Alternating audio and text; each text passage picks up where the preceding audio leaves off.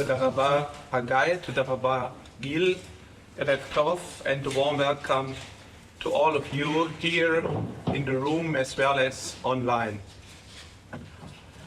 I'm very pleased to address a short welcome at the beginning of this conference, which comes in a very crucial moment.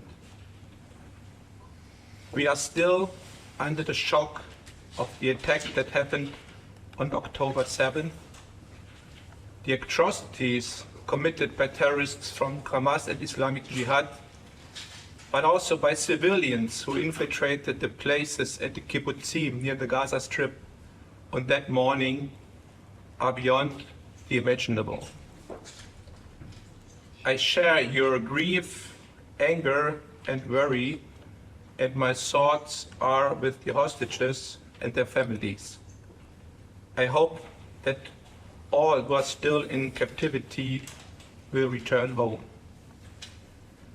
Here in Israel, we are collectively deeply harmed. However, my impression is that outside Israel, despite all the news coverage and the briefings and interviews many of us gave during the last weeks, there is still a significant number of people who have not yet understood what the shockwaves of October 7th really mean for Israel. It is indeed what we call in Germany the Zeitenwende. Nothing is the same anymore. However, the question is what comes politically out of this Zeitenwende. How this political momentum, which comes with this tragedy of October 7th, can be shaped. That exactly is the topic of our conference today, in which the Friedrich-Ebert-Stiftung is proud to be a partner. The presence of Friedrich-Ebert-Stiftung in Israel goes back to 1978.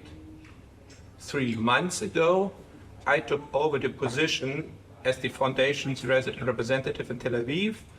And if I look around today in this conference room studio, I see myself among friends and partners. Not only are we sharing the same values, we are also united in action.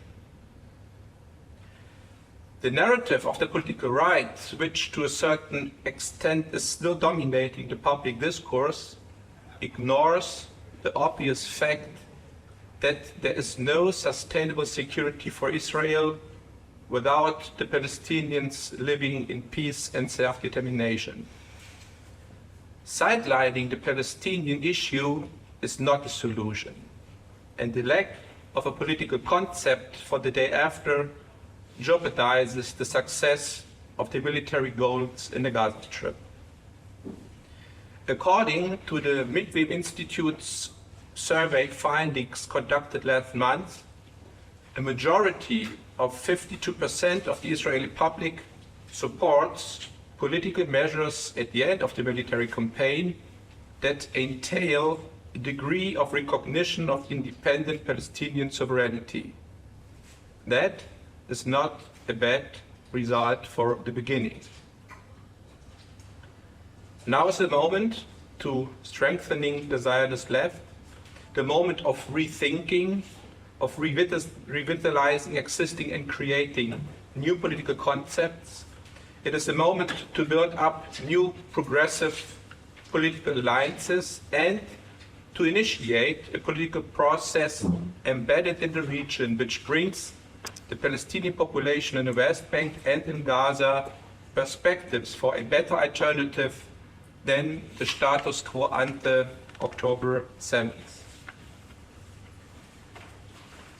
On this way towards a future in which the state of Israel lives in security and in peace with its neighbors, as well as in the struggle to defend democracy and in the commitment in favor of an inclusive, humanistic and social society, you will always have the Friedrich-Ebert-Stiftung on your side.